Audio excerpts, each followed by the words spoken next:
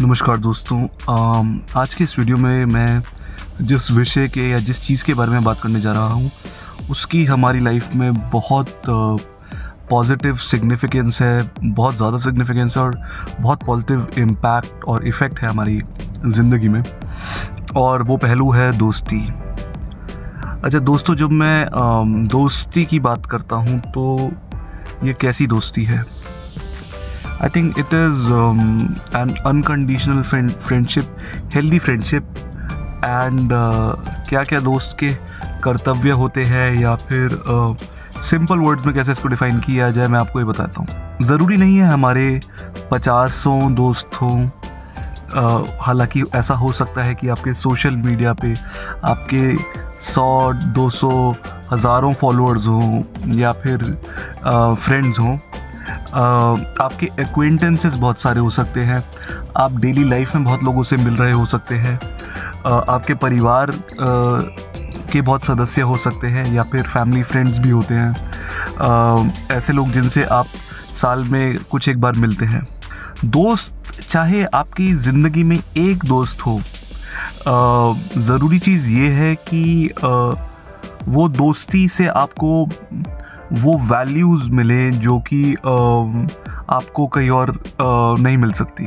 Trust and unconditional support and being there when they need you the most and being there when you need them the most. उनका आपके साथ तब होना जब आपको उनकी सबसे ज़्यादा ज़रूरत है, और आपका भी उनके साथ होना जब उनको आपकी सबसे ज़्यादा ज़रूरत है। दोस्ती करने का सबसे एक अच्छा तरीका है पर्सनली आप लोगों से जाके मिलें, एंड फिज़िकली आप जितने लोगों से 1 to 1 आप मिल सकते हैं, दोस्ती करना उतना आसान होता है।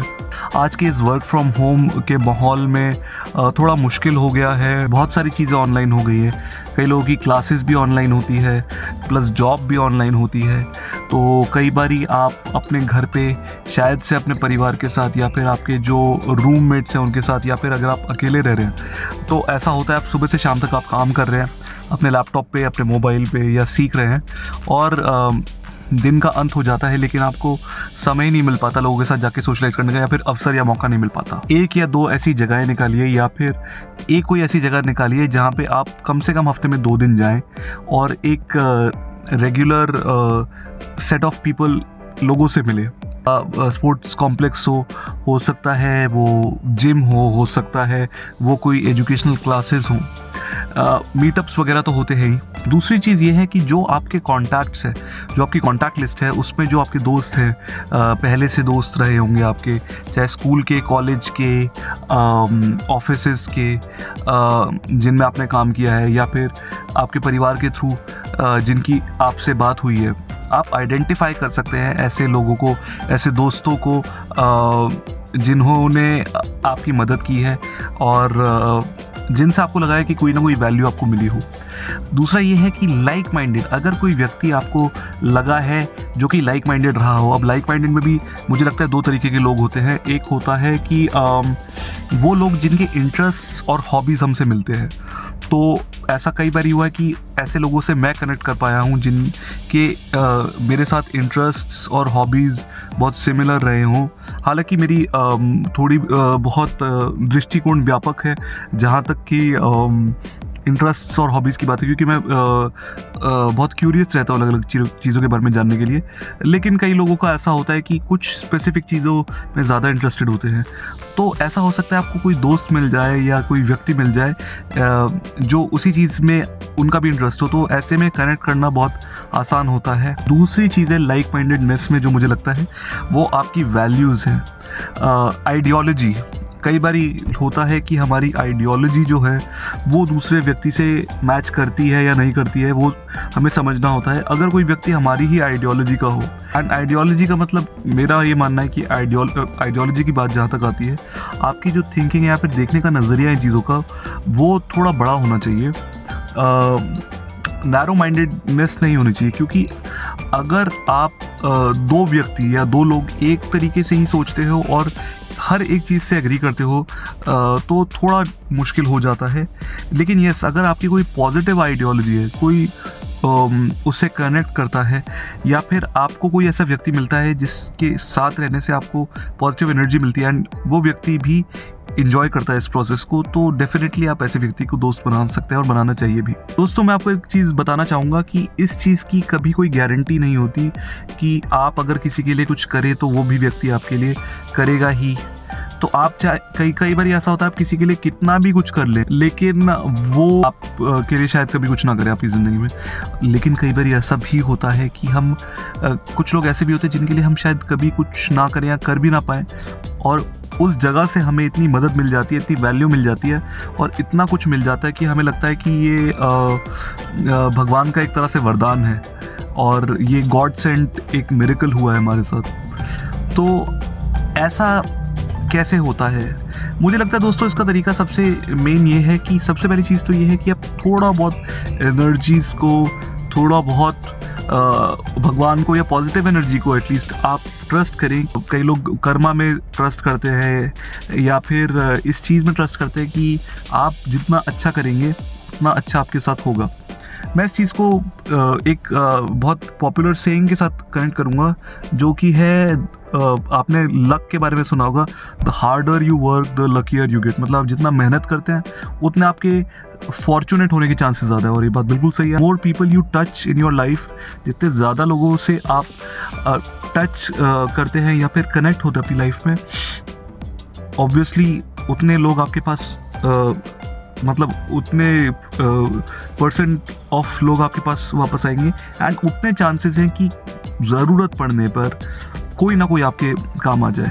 मैं मान ही नहीं सकता कि आप 100 लोगों की मदद करते हैं या फिर 100 लोगों के लिए अच्छा करते हैं और एक भी व्यक्ति आपकी मदद ना करे, या फिर आपके पास जब भी आप किसी व्यक्ति से कनेक्ट करें और आपकी उसके साथ अच्छी दोस्ती हो, आपको एक बहुत अच्छा लिसनर होना बहुत ज़रूरी है।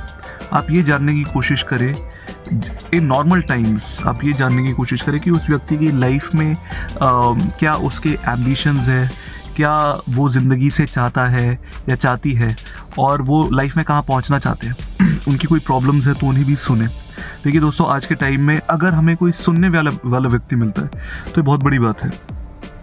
तो आप इन्वेस्ट करें फ्रेंडशिप में। फ्रेंडशिप में आप जितना इन्वेस्ट करेंगे, हो सकता है वो व्यक्ति आपकी हेल्प कभी भी ना कर पाए। आप ये मान के मत चलिए वो व्यक्ति आपकी हेल्प करेगा ही या करेगी ही, लेकिन आप फ्रेंडशिप्स में इन्वेस्ट करिए। Trust me, you will gain a lot of satisfaction out of it. हो सकता है कि आपका कोई जो दुनियावी चीज़ है उनमें वो आपके काम ना आए, लेकिन आपको सीखने को बहुत कुछ मिलेगा आप जब भी किसी भी व्यक्ति की लाइफ में वैल्यू ऐड करते हैं। And listening is a good quality.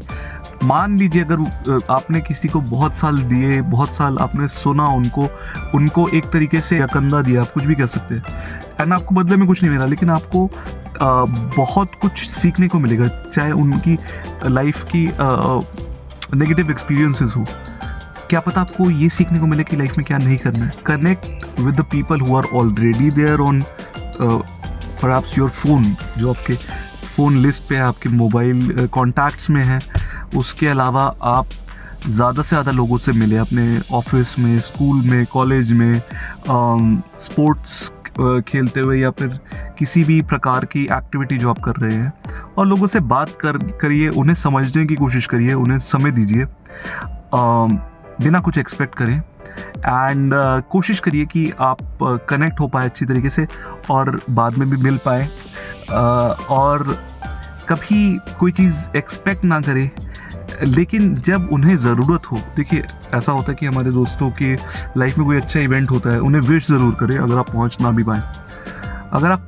भी पाएँ अच्छे वक्त में अपने दोस्त के, तो उन्हें विश ज़रूर करें। लेकिन बुरे वक्त में, जब आपके किसी भी दोस्त का कोई बुरा वक्त हो, उसके साथ होने की कोशिश करें। मैं दोस्तों आपको ये बताना चाहूँगा कि मेरे एक सेट ऑफ फ्रेंड्स रहे हैं लाइफ में, एंड बड़ी अजीब सी बात है कि मेरी लाइफ में एक समय आया था जब वैसे कहने को मेरे कई सारे दोस्त थे, एक आध दोस्त ऐसे भी थे, एक आध लोग जिन्हें मैं अपना बेस्ट फ्रेंड मानता था, लेकिन जब मेरी लाइफ में एक बहुत चुनौतीपूर्ण समय आया, बहुत कठिन समय आया, तब मुझे समझ में आया कि मेरे दोस्त कौन है, क्योंकि वो मेरे साथ उस समय खड़े थे जब कोई भी खड़ा नहीं था, और एक आध लोग जिन्हें मैं अपना बेस्ट फ्रेंड मानता था वो भी नहीं खड़े रहे। एंड मैंने ये चीज़ ठान ली थी कि चाहे मेरी इनके साथ लड़ाई हो, झगड़ा हो, लाइफ में कभी भी कुछ हो आगे, लेकिन मैं इनका साथ दूंगा, इनका साथ छोड़ूंगा नहीं कभी। एंड दोस्तों, मैं आपको एक बात और बताऊं कि इसके 10 साल बाद एक और ऐसा फेज़ आया था, एग्जैक्टली 10 साल बाद, जब बहुत सारे लोग थे या बहुत सारे लोगों से मैं टच में था, और ज़्यादा लोगों से टच में था, क्योंकि 10 साल में ऑब्वियसली आप उसका स्कूल, कॉलेज, आपका जिन कंपनीज में आप काम करते हैं, सोशल मीडिया पे आपकी इतने फ्रेंड्स हो जाते हैं एंड आप लोगों से मिल भी रहे होते regularly, then obviously you have relationships and उनके दोस्त होते हैं, आपकी फैमिली के दोस्त होते हैं। मुझे जब किसी दोस्त की ज़रूरत थी अपने हम उम्र की, और मैंने लोगों को टटोला, तो वाकई में अगेन वही 10 साल पहले जो दोस्त मेरे साथ थे, वही सेट ऑफ फ्रेंड्स जो थे, वही मेरे काम आए। And it's not about the fact कि मैंने उन्हें अपनी प्रॉब्लम्स बताई, उन्होंने ऑब्वियसली उन्होंने मेरी काउंसलिंग हमेशा की है जब मैं चाहता हूँ, लेकिन इस समय ऐसा हुआ कि उनके रहने भर से, उनकी मौजूदगी भर से मेरी आधी प्रॉब्लम सॉल्व हो गई, which was that I needed to vent out my frustration, I needed to vent out my anger कह लो या जो भी कह लो, नेगेटिविटी कह लो। लेकिन उनके साथ रह के इतना पॉजिटिव हो गया मैं कि मुझे ज़रूरत नहीं पड़ी नेगेटिव होने की।